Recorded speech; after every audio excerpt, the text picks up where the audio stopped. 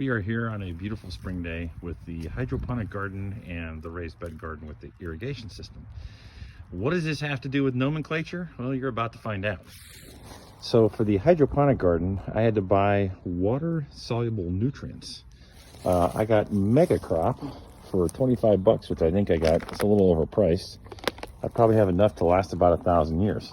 Now, on the back, however, if I hadn't been in such a hurry, one of the things I'm going to show you here is the label, if I can get it to where the sun's not shining. Now, right here's the part that's important.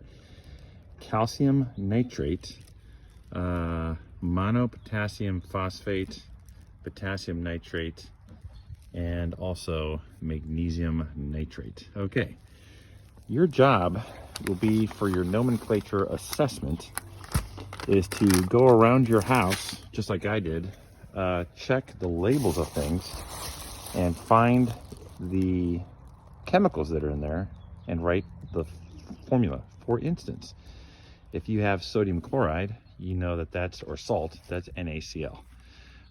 For the potassium nitrate, that's actually KNO3. Those two you are not allowed to use. So remember, you need to have at least 6 chemicals. You can take a picture of it. If you're given the name, write the symbols.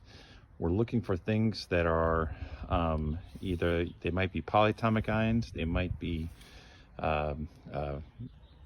compounds that are non-metal like carbon dioxide or other things. You can't use sodium chloride or the ones I've just named here, but read the labels, and based on what we've learned, can you, with the labels, give me the symbols. Thanks a lot and good luck.